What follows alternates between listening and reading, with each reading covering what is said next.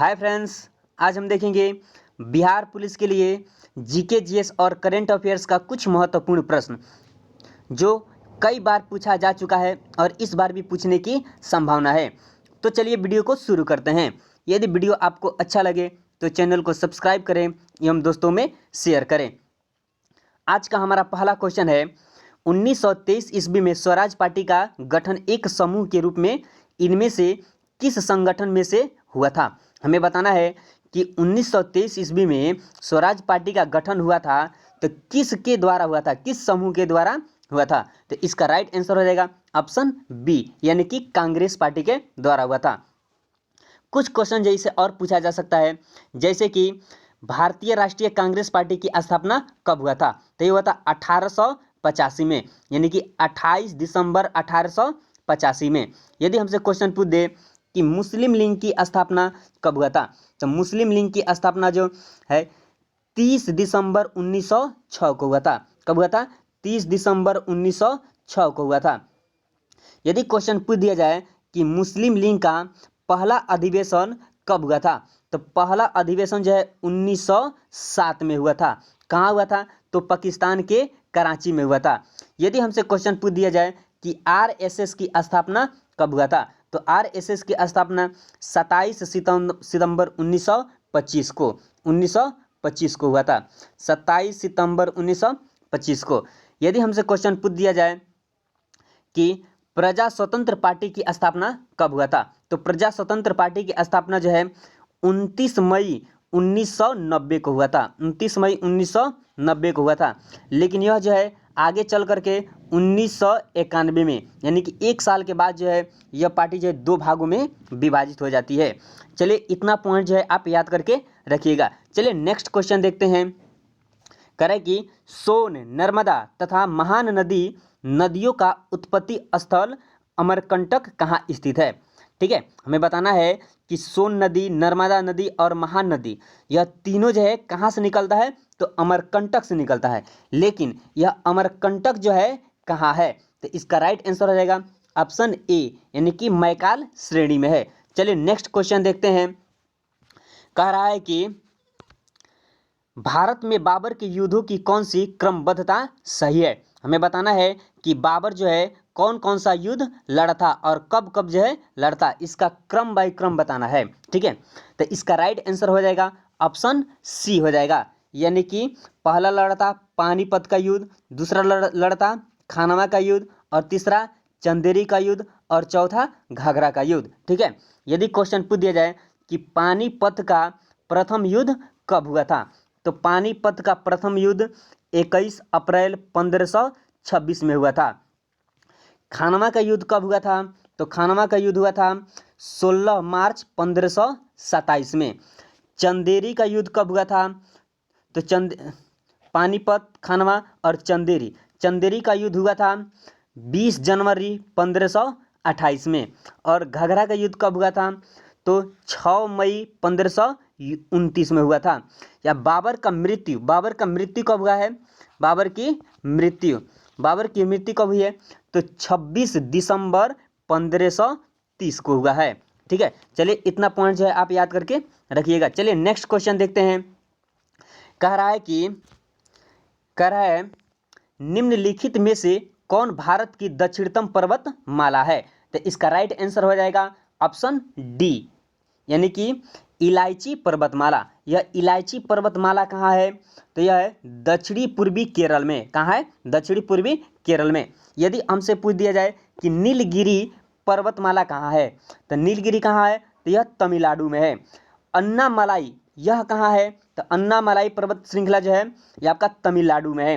यदि आपसे क्वेश्चन पूछ दिया जाए कि नल्लामलाई पर्वत श्रृंखला कहाँ है, तो यह आपका है आंध्र प्रदेश में। चलिए इतना पॉइंट आप याद करके रखिएगा। चलिए नेक्स्ट क्वेश्चन देखते हैं। कह रहा है कि निम्नलिखित में से कौन सी ज्वारीय शक्ति परियोजना है, तो इसका राइट आंसर हो जाएगा ऑप्शन सी, यानी कि भावनगर। चलिए नेक्स्ट क्वेश्चन देखते हैं। कह रहा है कि हाल ही में किस राज्य में स्वामी विवेकानंद युवा शक्ति योजना का शुभारंभ हुआ है। हमें बताना है कि हाल ही में जो है किस राज्य में, भारत के किस राज्य में जो है विवेकानंद युवा शक्ति योजना का आरंभ हुआ है? तो इसका राइट आंसर हो जाएगा ऑप्शन ए, उत्तर प्रदेश। ठीक है, चलिए उत्तर प्रदेश का मुख्यमंत्री वर्तमान में कौन है? तो उत्तर प्रदेश का मुख्यमंत्री जो है श्री योगी आदित्यनाथ है। चलिए नेक्स्ट क्वेश्चन देखते हैं। कह रहे कि इनमें से यानी कि इनमें से किस काल में स्वदेशी आंदोलन का भारत में उत्थान हुआ था? तो इसका राइट आंसर हो जाएगा ऑप्शन बी। ठीक है, यानी कि बंगाल की विभाजन का विरोधी आंदोलन। चलिए नेक्स्ट क्वेश्चन देखते हैं। देखिए कुछ क्वेश्चन जैसे पूछा और जा सकता है, जैसे कि आपका जो है बंगाल विभाजन कब हुआ था? बंगाल विभाजन कब हुआ था? तो 16 अक्टूबर 1905 को हुआ था। यदि हमसे क्वेश्चन पूछ दिया जाए कि जालियांवाला बाग हत्याकांड कब हुआ था? तो 13 अप्रैल 1919 में हुआ था। ठीक है, किसने कराया था? तो जनरल डायर। ठीक है, उसके बाद यदि हमसे क्वेश्चन पूछ दे कि चंपारण आंदोलन कब हुआ था, चंपारण सत्याग्रह कब हुआ था? तो 19 अप्रैल 1917 को हुआ था। इसका नेतृत्व कौन कर रहे थे? तो महात्मा गांधी। ठीक है, यदि हमसे क्वेश्चन पूछ दिया जाए कि रॉलेट एक्ट जो है यह कब हुआ था? तो 21 मार्च 1919 को। कहाँ? तो दिल्ली में। देखिए रॉलेट एक्ट जो है यह ब्रिटिश सरकार द्वारा लगाया गया यह कानून था। ठीक है, जो शक के आधार पर गिरफ्तार कर लिया जाता था। चलिए नेक्स्ट क्वेश्चन देखते हैं। कह रहा है कि देखिए रॉलेट एक्ट को जो है भारतीयों ने क्या नाम दिया है? तो इसका नाम दिया है, नेक्स्ट क्वेश्चन है हमारा, भारत की राजधानी कलकत्ता से दिल्ली कब बदली गई? हम सभी जानते हैं कि पहले जो है भारत की राजधानी कहाँ थी? कलकत्ता थी। तब कलकत्ता से जो है दिल्ली कब लाया गया? तो देखिए कलकत्ता से दिल्ली जो है, कलकत्ता से दिल्ली 1911 एक मिनट 1911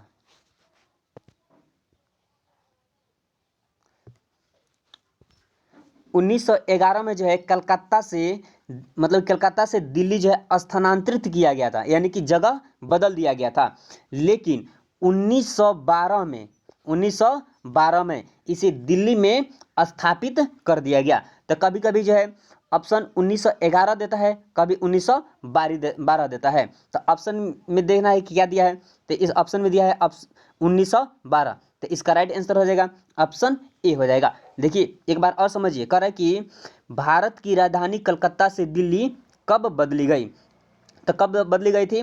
तो 1911 में कलकत्ता से दिल्ली स्थानांतरित कर दी गई थी, लेकिन 1912 में जो है इसे दिल्ली में स्थापित किया गया था, यानी कि 1912 से जो इसे माना जाने लगा।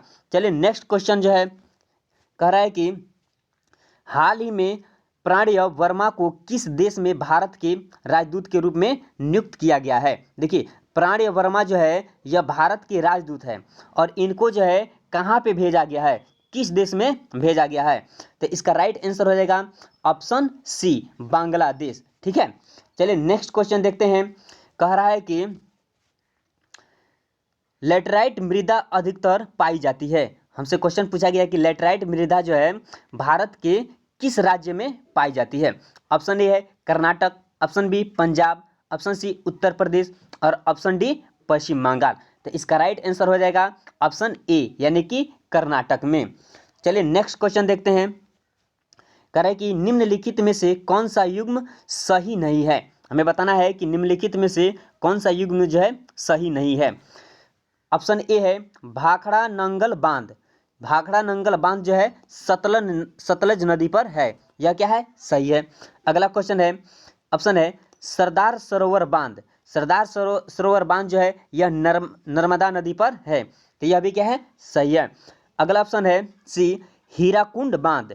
हीराकुंड बांध गोदावरी, नहीं यह क्या है? गलत है। हीराकुंड बांध जो है महान नदी पर है। किस नदी पे? महान नदी पर। तो आपका ऑप्शन कौन सा गलत होगा? यानी कि ऑप्शन सी। तो इसका राइट आंसर हो जाएगा ऑप्शन सी, यानी कि हीराकुंड बांध कहाँ है? गोदावरी नदी पर नहीं है, कहाँ है? महान नदी पर है। चलिए नेक्स्ट क्वेश्चन देखते हैं। करें कि राणा प्रताप सागर बांध किस नदी पर बनाया गया है? हमें बताना है कि राणा प्रताप सागर बांध जो है किस नदी पर बनाया गया है। तो इसका राइट आंसर हो जाएगा ऑप्शन सी, यमुना नदी पर बनाया गया है। चलिए नेक्स्ट क्वेश्चन देखते हैं। करें कि निम्न में से किसे भारत सरकार का प्रथम विधि अधिकारी समझा जाता है? तो किसे समझा जाता है? तो इसका राइट आंसर हो जाएगा ऑप्शन सी। क्वेश्चन कहा है कि निम्न में से किसे भारत सरकार का प्रथम विधि अधिकारी समझा जाता है? तो किसे समझा जाता है? तो महान्यायवादी को। किसे? महान्यायवादी को। इसका राइट आंसर ऑप्शन सी हो जाएगा। चलिए नेक्स्ट क्वेश्चन देखते हैं। करें कि निम्नलिखित अनुच्छेदों में से किस एक को डॉक्टर भीमराव अंबेडकर द्वारा संविधान का आत्मा एवं हृदय कहा गया है? तो किसे क्या कहा गया है? तो अनुच्छेद 32 को। अनुच्छेद 32 यानी कि अनुच्छेद 32 को। देखिए एक बार और क्वेश्चन को देखते हैं। कह रहा है कि निम्नलिखित में से किस अनुच्छेद को जो बाबा भीमराव अंबेडकर द्वारा संविधान की आत्मा कहा गया है? तो किसे कहा गया है? तो अनुच्छेद 32 को। इसका राइट आंसर ऑप्शन डी हो जाएगा। चलिए नेक्स्ट क्वेश्चन देखते हैं। करें कि हाल ही में किस राज्य में मुख्यमंत्री महतारी न्याय रथ यात्रा की शुरुआत की है? देखिए यह करंट अफेयर्स का क्वेश्चन है और यह पूछा भी जा सकता है, तो इसे भी याद करके रखिएगा। तो इसका राइट आंसर हो जाएगा ऑप्शन बी यानी कि छत्तीसगढ़ की। ठीक है, यानी कि छत्तीसगढ़ के मुख्यमंत्री, ठीक है, कौन सा योजना चालू की है? तो महतारी गढ़ यात्रा रथ यात्रा। चलिए नेक्स्ट क्वेश्चन है हमारा। करें कि दुनिया का पहला तंबाकू निरोधी बिल देश की संसद में पेश किया गया है? तो इसका राइट आंसर क्या हो जाएगा? तो ऑप्शन बी हो जाएगा। ऑप्शन बी यानी कि न्यूजीलैंड। चलिए अगला क्वेश्चन, यदि आपसे क्वेश्चन पूछ दे कि तंबाकू में जो है कौन सा विषैला तत्व पाया जाता है, कौन सा विषैला पदार्थ पाया जाता है, तो कौन सा हो जाएगा? निकोटीन। और चाय में क्या पाया जाता है? तो चाय में थीन और कॉफी में कैफीन। ठीक है, चलिए इतना क्वेश्चन जो है आप याद करके रखिएगा। चलिए नेक्स्ट क्वेश्चन देखते हैं। कह रहे हैं कि हाल ही में किस राज्य में बोनालू महोत्सव शुरू हुआ है? करंट अफेयर्स का क्वेश्चन है। कह रहे हैं कि हाल ही में किस राज्य में बोनालू महोत्सव शुरू हुआ है? ऑप्शन ए है Andhra Pradesh, option B Telangana, option D Odisha, option C Odisha और ऑप्शन डी मध्य प्रदेश। तो इसका राइट आंसर हो जाएगा ऑप्शन बी यानी कि बोनालू महोत्सव किस राज्य में शुरू किया गया है? तो तेलंगाना में। चलिए नेक्स्ट क्वेश्चन है। कह रहे कि हाल ही में अंतर्राष्ट्रीय बाघ दिवस कब मनाया गया है? हमें बताना है कि हाल ही में जो है अंतर्राष्ट्रीय बाघ दिवस जो है कब मनाया गया है? तो इसका राइट आंसर हो जाएगा ऑप्शन डी यानी कि 29 जुलाई को। यदि हमसे क्वेश्चन पूछ दिया जाए कि राष्ट्रीय बाघ संरक्षण अधिनियम कब पारित हुआ था? तो राष्ट्रीय बाघ संरक्षण अधिनियम 1973 को। कब पारित हुआ था? 1973 को पारित हुआ था। चलिए नेक्स्ट क्वेश्चन देखते हैं। कह रहे कि हाल ही में किस क्षेत्र में निदेश सहारा लाइफ टाइम अवार्ड शुरू हुआ है? क्वेश्चन कर रहा है, यह भी एक करंट अफेयर्स का क्वेश्चन है। क्वेश्चन सुनिए खूब ध्यान से। कह रहे कि हाल ही में किस क्षेत्र में निदेश सहारा लाइफ टाइम अवार्ड शुरू हुआ है? ऑप्शन ए है संगीत के क्षेत्र में, ऑप्शन बी लेखन के क्षेत्र में, ऑप्शन सी पत्रकारिता के क्षेत्र में, ऑप्शन डी है खेल के क्षेत्र में। तो इसका राइट आंसर हो जाएगा ऑप्शन ए यानी कि संगीत के क्षेत्र में। संगीत के क्षेत्र में जो है निदेश सहारा लाइफ टाइम अवार्ड जो है शुरू किया गया है। चलिए नेक्स्ट क्वेश्चन है। करें कि पोंग बांध किस नदी पर स्थित है? तो पोंग बांध जो है किस नदी पर स्थित है हमें बताना है। ऑप्शन ए है Ravi, option B Beas, option C Jhelum और ऑप्शन डी है सतलज। तो इसका राइट आंसर हो जाएगा ऑप्शन बी यानी कि पोंग बांध जो है किस नदी पर है? तो ब्यास नदी पर है। नेक्स्ट क्वेश्चन है हमारा, निम्नलिखित पंचवर्षीय योजनाओं में से किसको रोलिंग योजना कहा गया है? हमें बताना है कि किस पंचवर्षीय योजना को रोलिंग पंचवर्षीय योजना के नाम से जाना जाता है। तो इसका राइट आंसर हो जाएगा ऑप्शन ए यानी कि 5वीं पंचवर्षीय योजना को रोलिंग योजना के नाम से जाना जाता है। चलिए नेक्स्ट क्वेश्चन को देखते हैं। करें कि डॉक्टर राजेंद्र प्रसाद भारत रत्न पाने वालों में से एक थे। यानी कि क्वेश्चन का कहने का अर्थ है कि डॉक्टर राजेंद्र प्रसाद को जो है भारत रत्न कब दिया गया था? तो इसका राइट आंसर हो जाएगा ऑप्शन बी यानी कि 1962 में। ऑप्शन बी हो जाएगा। 1962। चलिए नेक्स्ट क्वेश्चन देखते हैं। कह रहा है कि निम्नलिखित एक वेद धार्मिक अनुष्ठान से संबंधित है। ठीक है, 4 वेद दिया गया है, ऋग्वेद, सामवेद, यजुर्वेद और अथर्ववेद। इन चारों में से मतलब कि कौन जो है धार्मिक अनुष्ठान से संबंधित है? तो इसका राइट आंसर हो जाएगा ऑप्शन सी, यानी कि यजुर्वेद। यदि आपसे क्वेश्चन पूछ दे कि सबसे प्राचीन वेद कौन सा है, तो कौन है? तो ऋग्वेद है। और सबसे बाद का वेद कौन सा है? तो अथर्ववेद है। चलिए नेक्स्ट क्वेश्चन देखते हैं। कह रहा है कि भारत में अभिनव भारत नामक एक गुप्त संगठन अंग्रेजों का मुकाबला करने के लिए किसने संगठित किया था? ठीक है, देखिए भारत में जो है अभिनव भारत, क्या अभिनव भारत नामक एक गुप्त संगठन का मतलब कि गुप्त संगठन का गठन किया गया था। ठीक है, किस लिए किया गया था? तो अंग्रेजों से मुकाबला करने के लिए। और इसका गठन जो है किसने किया था, यही हमें बताना है। तो इसका राइट आंसर हो जाएगा ऑप्शन सी, यानी कि वीडी सावरकर ने किया था। चलिए नेक्स्ट क्वेश्चन है। कह रहे कि गांधी जी ने भारतीय राजनीति में प्रवेश किया। हमें बताना है कि महात्मा गांधी ने किस आंदोलन के तहत जो है यानी कि राजनीति में जो है प्रवेश किए हैं? तो इसका ऑप्शन ए है चंपारण आंदोलन से, ऑप्शन बी खेड़ा आंदोलन से, ऑप्शन सी असहयोग आंदोलन से, और ऑप्शन डी है रॉलेट एक्ट आंदोलन से। तो इसका राइट आंसर क्या हो जाएगा? तो ऑप्शन ए हो जाएगा, यानी कि चंपारण सत्याग्रह आंदोलन से। यानी कि महात्मा गांधी ने राजनीति में कब प्रवेश किया है? तो चंपारण सत्याग्रह आंदोलन से। आपसे क्वेश्चन पूछा जा सकता है कि चंपारण सत्याग्रह आंदोलन कब हुआ था? तो 19 अप्रैल 1917 को हुआ था, 1917 को। चलिए नेक्स्ट क्वेश्चन देखते हैं। कह रहे कि बिहार का प्रसिद्ध नृत्य जाना जाता है। हमें बताना है कि बिहार का प्रसिद्ध नृत्य कौन है? तो इसका राइट आंसर हो जाएगा विदेशिया, ऑप्शन डी, यानी कि विदेशिया जो है बिहार का प्रसिद्ध नृत्य है। देखिए एक और होता है बिहार का नृत्य। यदि आपसे क्वेश्चन पूछ दे कि जट जटिल यह कहाँ का लोक नृत्य है? तो बिहार का है। अगर बिहू कहाँ का नृत्य है? तो यह असम का है। गरबा कहाँ के है? तो गुजरात का। गरबा कहाँ का है? गुजरात का। और बाउल कहाँ के है? तो पश्चिम बंगाल का। चलिए इतना क्वेश्चन जो है आप याद करके रखिएगा। एक बार और सुन लीजिए, बिहार का प्रसिद्ध नृत्य कौन है? विदेशिया। एक और है कौन? यानी कि जट जाटिल भी कहाँ है? कहाँ का है नृत्य? तो बिहार का। बिहू कहाँ का है? असम का। गरबा कहाँ का है? तो गरबा गुजरात का। गुजरात या कभी राजस्थान भी देता है। ठीक है, और बाउल कहाँ का है? तो पश्चिम बंगाल का। ठीक है, चलिए नेक्स्ट क्वेश्चन देखते हैं।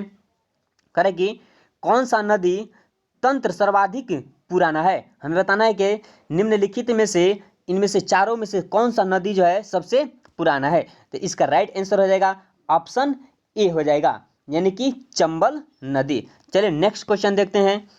करें कि भारत का सर्वाधिक क्षमता वाला तेल शोधक कारखाना कौन सा है? हमें बताना है कि भारत का सर्वाधिक क्षमता वाला यानी कि सबसे अधिक क्षमता वाला तेल शोधक कारखाना कौन है? तो इसका राइट आंसर हो जाएगा ऑप्शन डी, यानी कि मथुरा। चलिए यदि आपसे क्वेश्चन पूछ दे कि अंकलेश्वर किस लिए प्रसिद्ध है? तो अंकलेश्वर जो है यह भी तेल शोधक कारखाना के लिए प्रसिद्ध है। और यह कहाँ है? तो गुजरात में है। चलिए नेक्स्ट क्वेश्चन देखते हैं। कह रहा है कि फाहियान ने भारत की यात्रा किस के समय में की थी? हमें बताना है कि यात्री जो है यह फाहियान जो है यह चीनी यात्री था। और यह भारत जो है किसके शासनकाल में आया था?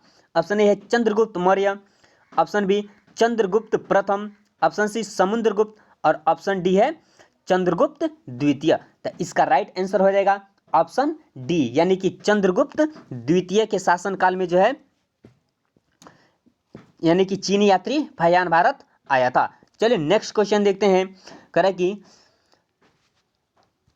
करे कि सर थॉमस रो भारत में किसके शासनकाल में आया था? हमें क्वेश्चन बताना है कि सर थॉमस रो भारत में किसके शासनकाल में आया था? तो किसके शासनकाल में आया था? तो यह आया था जहांगीर के शासनकाल में। इसका राइट आंसर ऑप्शन बी हो जाएगा। चलिए नेक्स्ट क्वेश्चन है। कह रहा है कि IMF के हालिया अपडेट यानी कि जुलाई 2022 के अनुसार 2022 से 2023 के लिए भारत का विकास पूर्व अनुमान कितना है।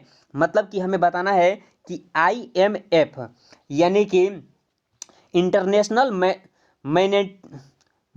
इंटरनेशनल इंटरनेशनल मोमेंटिंग फंड यानी कि आई से इंटरनेशनल, एम से मोमेंटिंग और एफ से फंड, यह जो है एक सूचना, यह एक आंकड़ा निकाला है 2022 के अनुसार, ठीक है।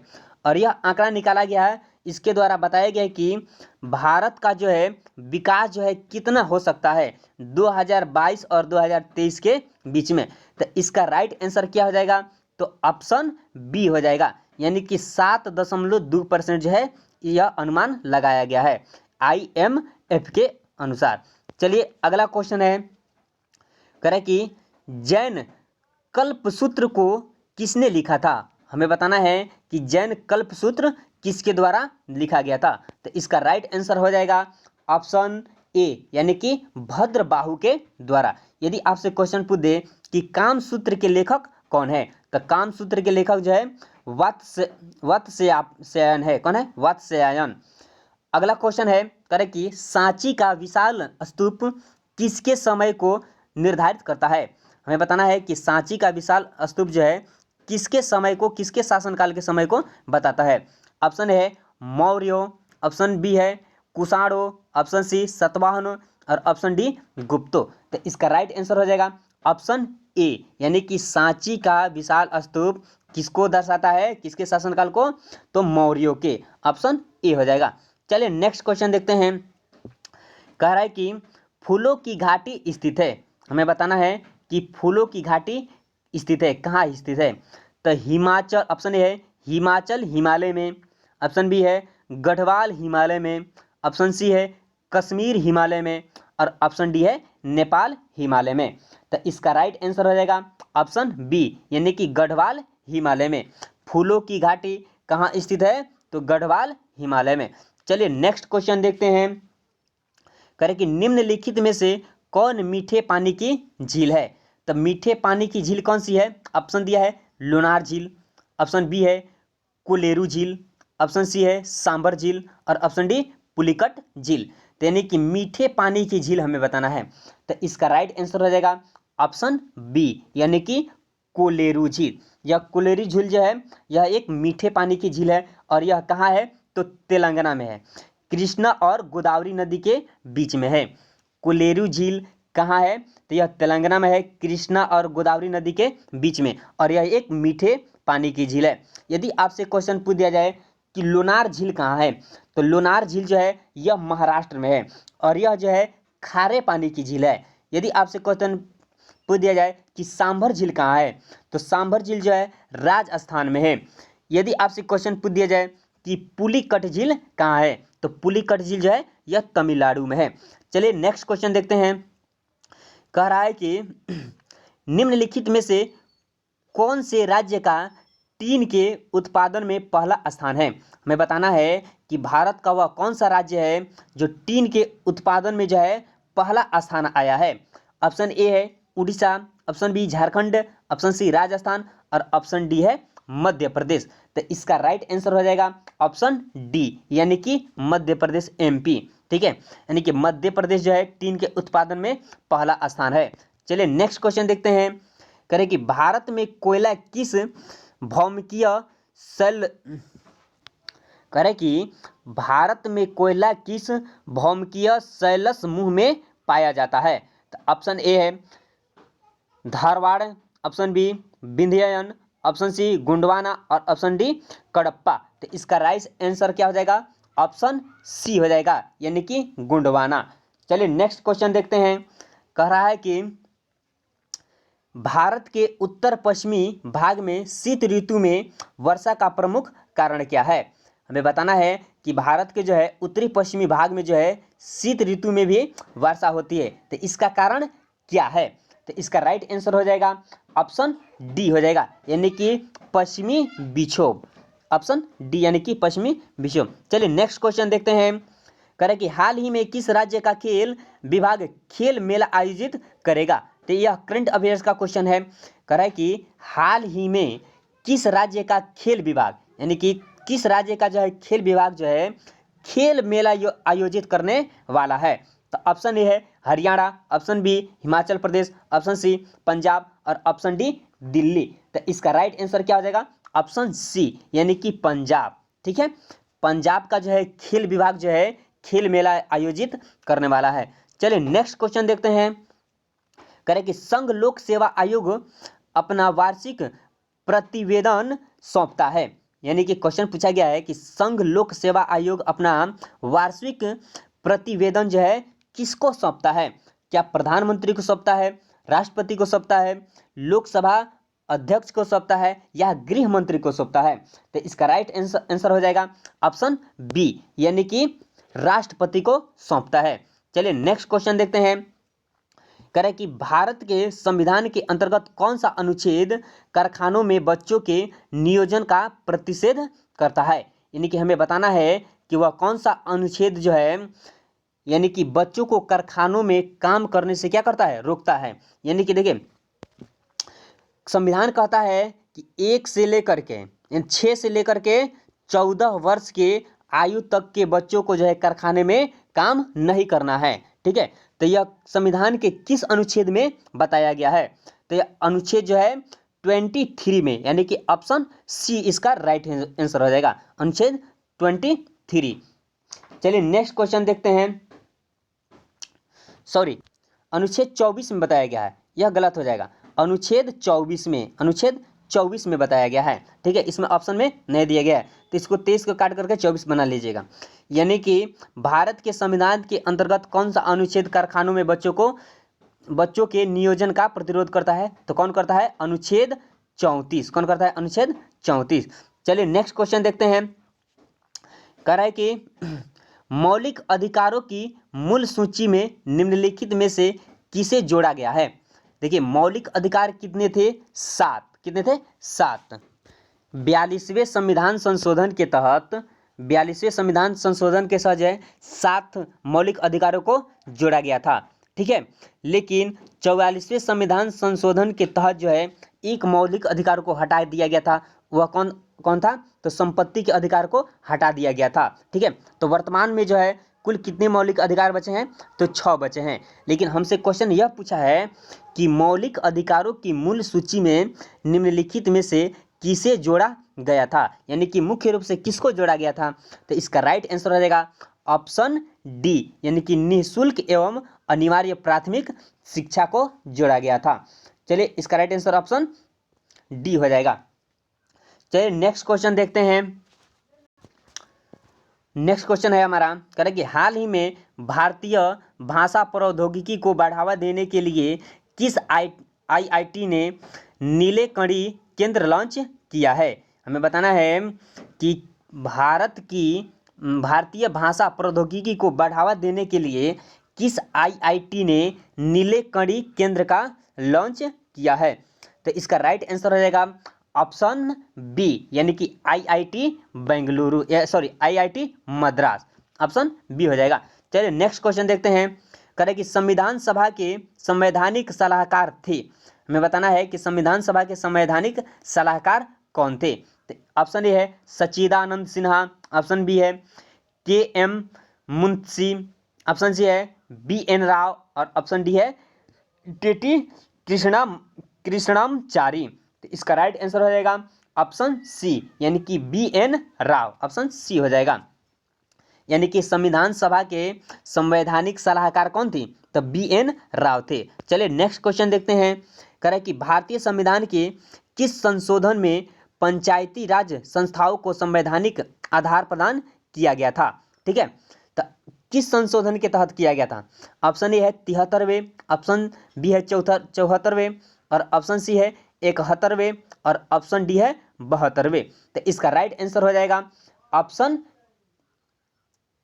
ए हो जाएगा, यानी कि 73वें। ऑप्शन ए हो जाएगा 73वें। देखिए क्वेश्चन एक बार और देखते हैं। कह रहे कि भारतीय संविधान के किस संशोधन में पंचायती राज संस्थाओं को संवैधानिक आधार प्रदान किया गया?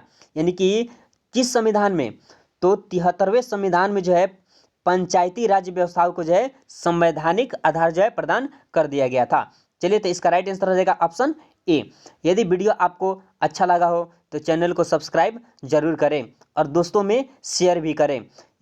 यदि आपको किसी क्वेश्चन में यदि कोई डाउट है तो कमेंट बॉक्स में जो है ज़रूर बताएं। चलिए, तब तक लिए जय हिंद।